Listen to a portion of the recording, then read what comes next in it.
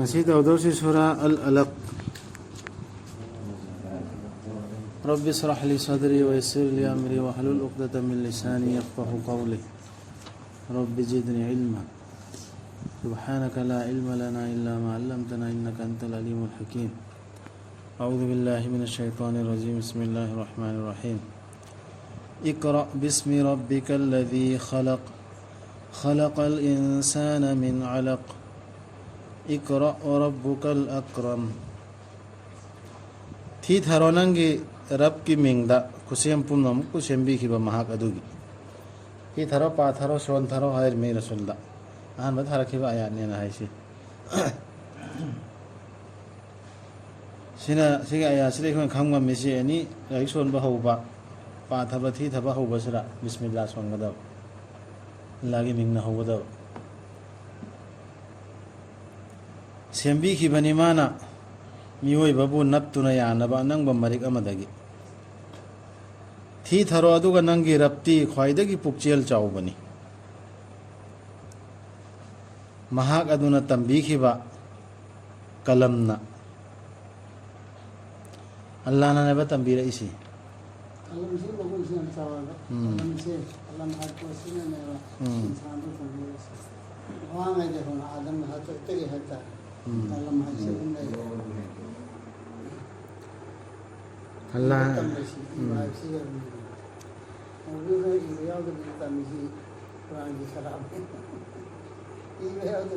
इबे और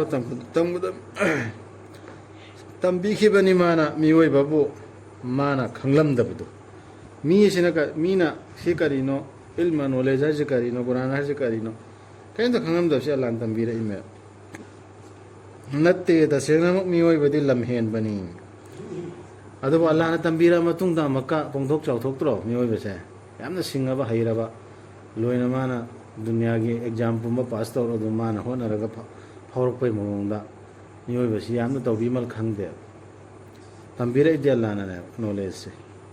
इल्म अदुना नत्ते तसेना मियोयबदि लमहेन बनी मरमदी माना उजै मसाबु वाता पादन तो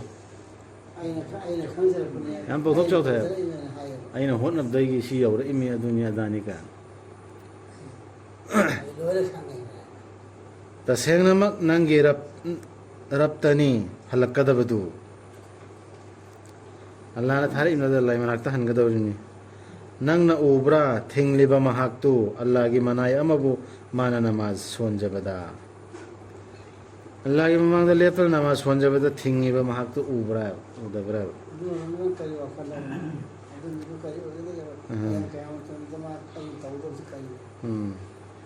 नंगना उब्रा गरिगुंबा माना लैरमलबदि अचुंबा लमजिंगदा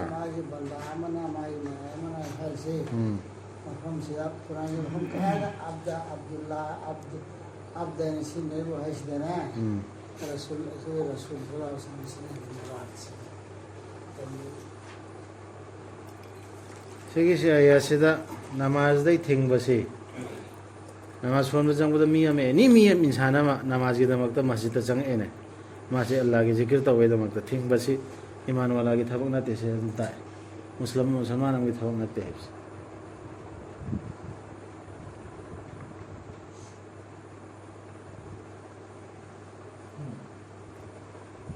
थिंगोय दमने मी द ओय वेना मा पुकी दै जंग एबा नमाज सोनबा जंग अम्बु अर्जना खंगब्रा बदो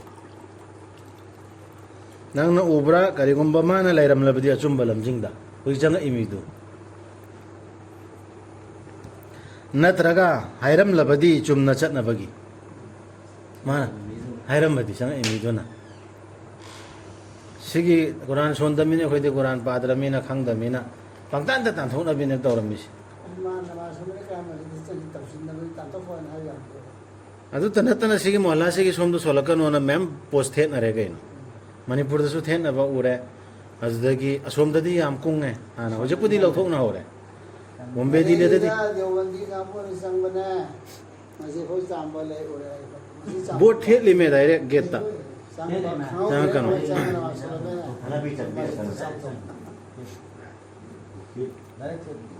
मणिपुर दसु दुई मोहल्ला दुगी सोमदा हाइगलकनु जहां कनो हाइबा थेपा लौथोक अब मदरदि खंगदे लैख्रम नंगना उब्रा ओइरम लबदे माना थेंगलिबदुना यादबा अदुगा पाउजेलदुदगी ममाई लेथोकपा थेंगलिबा मीदु अदुइदु अल्लाह के पाउजेन आयासिना सुजा यादबा मी ओइरदी ओइरमदि यादबा हाइबदु तारे मा थिंगमिन खंगदब्रा माना अल्लाह नमाबु उई हाइबा नत्ते लेप्त्रबदि माना अदुमना तौबा इखोइना सोइदनमक चिंगनी माबु लुमांग की सम लाक्तुना मा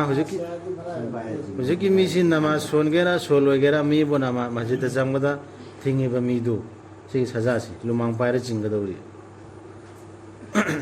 मिनम्बा पाप चिनबा लुमांग की मसमदो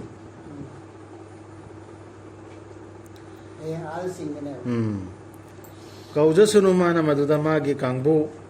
कौथोकनी अखोइना जहन्नम की अथौबसिंग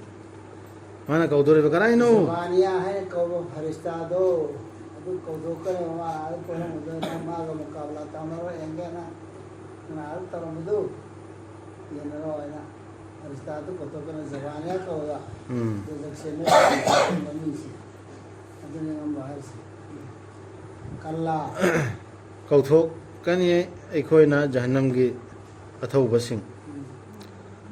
नत्ते मागे वा लौगनो तौंगिबसुंग सजा तवल्लादा अदुगा नक्सिन जौ मंगोंदा हुजुगी तांथु इमीदुगी वा लौरुनोबा नक्सिलोबा लाइदमक्ते एनी मस्जिद अमदा नमाज सोनगदन लेपकदन हेक नमाज सोलमबा लाइदमक्ते इमामत नाइदना जमात सोलमबा यावगदन मे सजदा तौसी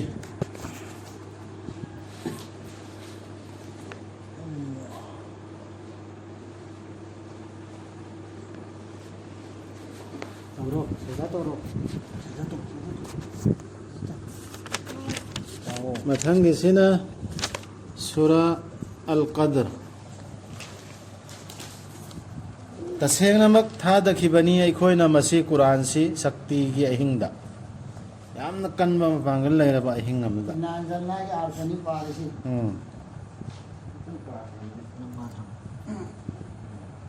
करीना खंगहनगनी नंगबु शक्ति की अहिंग हाइबदी करीनो लैलतुल क़द्र है ना लैलतुल हासे करीनो नंग का मैं खंगहनगनी अल्लाह ना मखा है इम शक्ति की अहिंग बहुत चाववा एक थिएबदी यामना मतिंग ओगुन चावबा अहिंग ओय शक्ति की अहिंग हाइबसिना हेन फबनी था लिसिंग अमदगी मारी मसिंग का पाव यादे टैंपियन मगुल ले है था लिसिंग लिसिंग दे देना हेन हसे की अहिंग छिना मगुल ले कुरान था थरके बा अहिंग दो मफम से इबादत तौबा मतमदा मदद तौबा इबादत था लिसिंग अम इबादत तौबदगी हेली हाइबा पंदनते याइस लोय है लोय मति मौजे दुम दि चाउ था लिसिंग अमदगी हेना अदुगी था दो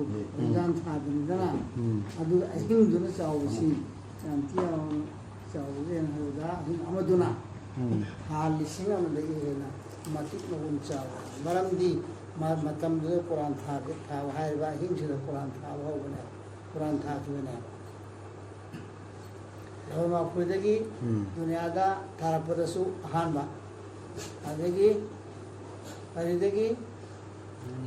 बैतुल मामूरदगी अमका रसूलदा फरिदा न पुरपसु अहानबा जिति हाइबा हिंसिदा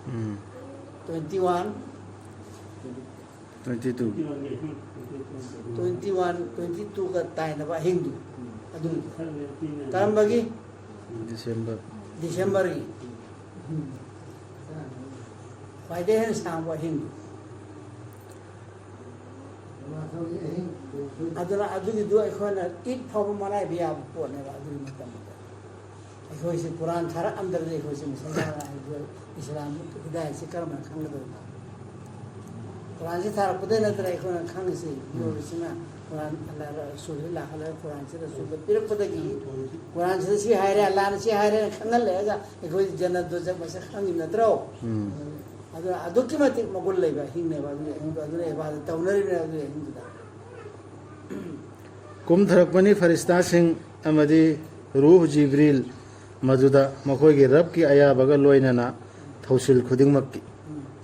हाय हिंदुदा अल्लाह के अयाब इजाजत का लोइनना इजाजत पी के दौरी है दो दुनिया दे लो बंदा ꯃꯆꯥꯁꯤꯡꯗ ꯂꯥꯏꯔꯤꯛ ꯑꯃ ꯄꯤꯒꯗꯧꯔꯦ ꯔꯁꯨꯜꯗ ꯄꯤꯒꯗꯧꯔꯦ ꯍꯥꯏꯕꯗꯣ ꯑꯗꯨꯒꯤꯗꯃꯛꯇ ꯑꯣꯏꯅ ꯃꯈꯣꯏꯅ ꯐꯔꯤꯁꯇꯥ ꯖꯤꯕ꯭ꯔꯥꯍꯤꯜ ꯑꯂꯩꯍꯤꯁꯁꯂꯥꯝꯅ ꯀꯔꯤꯌꯣ ꯐꯔꯤꯁꯇꯥ ꯃꯌꯥꯝ ꯀꯨꯝꯊꯔꯛꯇꯅ ꯁꯦꯂꯦꯕ꯭ꯔꯦꯁꯟꯗꯨ ꯌꯥꯎꯋꯦ ꯍꯥꯏꯕ ꯁꯥꯟꯇꯤꯅꯤ ꯃꯗꯨ ꯑꯍꯤꯡꯗꯨ ꯅꯣꯡꯉꯥꯟꯗ꯭ꯔꯤ ꯐꯥꯎ ꯍꯧꯖꯤꯛꯀꯤ ꯑꯍꯤꯡꯁꯦ ꯅꯣꯡꯉꯥꯜꯂꯝꯗꯥꯏ ꯅꯣꯡꯉꯥꯟꯗ꯭ꯔꯤ ꯐꯥꯎ ꯑꯗꯨꯝ ꯁꯥꯟꯇꯤꯅꯦꯕ ꯃꯊꯪꯒꯤꯁꯤꯅ ꯑꯜ ꯕꯌꯤꯅꯥ ꯂꯥꯏꯔꯤꯛ ꯐꯪꯈ꯭ꯔꯕꯁꯤꯡꯒꯤ ꯃꯅꯨꯡꯗꯒꯤ ꯊꯥꯖꯗꯕꯁꯤꯡ ꯑꯃꯁꯨꯡ ꯃꯨꯁ꯭ꯔꯤꯛꯁꯤꯡꯕꯨ ꯈꯥꯏꯗꯣꯛꯄꯤꯕ ꯍꯥꯏꯕꯗꯨ ꯑꯣꯏꯔꯣꯏꯗꯧꯔꯤ ꯃꯈꯣꯏꯒꯤ ꯑꯔꯥꯟꯕ ꯂꯤꯆꯠꯇꯒꯤ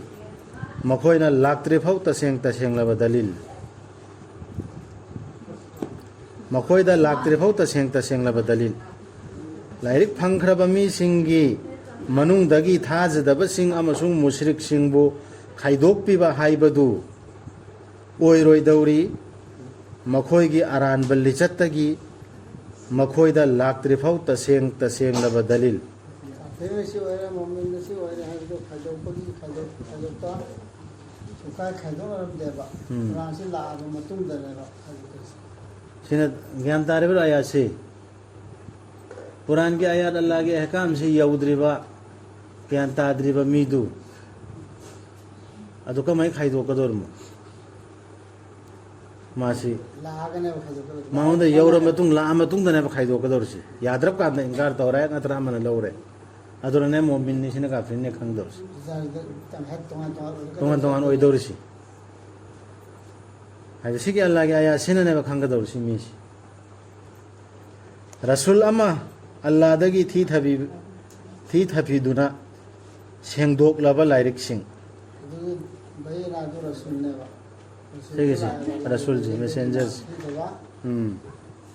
ꯁꯨꯐꯝ ꯃꯨꯇꯍꯥꯔꯥ ꯌꯥꯝꯅ ꯁꯦꯡꯂꯕ ꯌꯥꯝꯅ ꯁꯦꯡꯕ ꯂꯥꯏꯔꯤꯛ ꯃꯗꯨꯗ ꯌꯥꯎꯔꯤꯕ ꯑꯆꯨꯝꯕ ꯑꯏꯕꯁꯤꯡ ꯍꯨꯀꯨꯝ ꯑꯃꯁꯨꯡ ꯑꯥꯏꯟꯁꯤꯡ ꯂꯥꯏꯔꯤꯛ ꯐꯪꯈꯤꯕꯁꯤꯡꯅ ꯃꯆꯦꯠ ꯇꯥꯅꯈꯤꯕ ꯅꯠꯇꯦ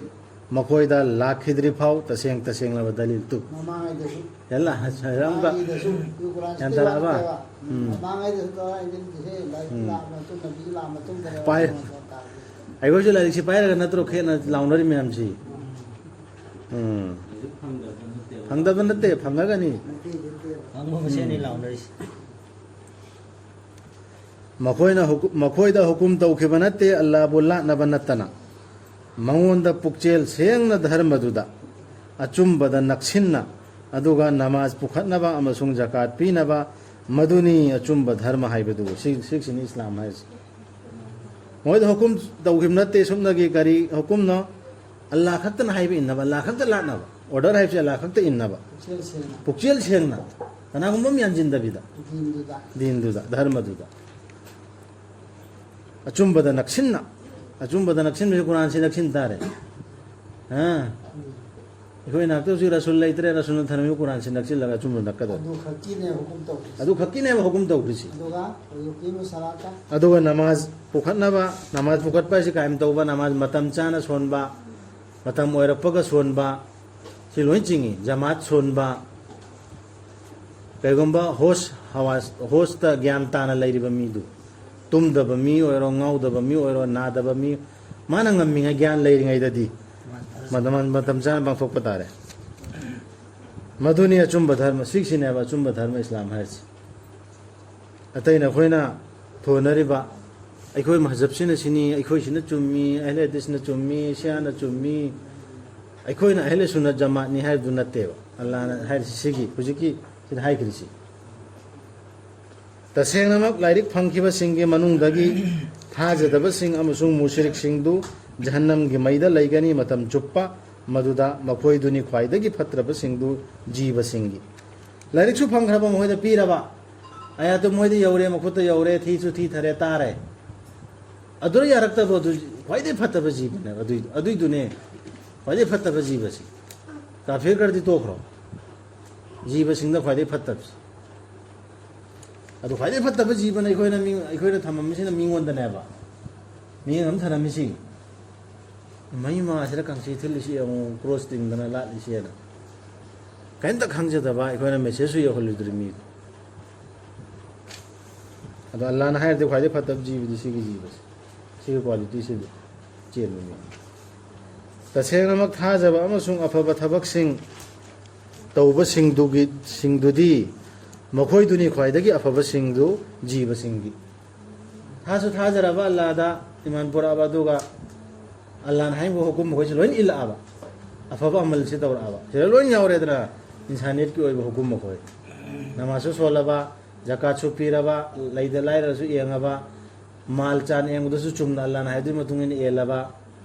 ꯑꯗꯨꯒꯤ ꯃꯤꯗꯨ ꯑꯗꯨꯒꯤ ꯖꯤꯕꯗꯨ ꯈ꯭ꯋꯥꯏꯗꯒꯤ ꯐꯕ ꯖꯤꯕꯅꯦ ꯄ꯭ꯔꯤꯊꯤꯕꯤꯁꯤꯗ ꯂꯩꯕ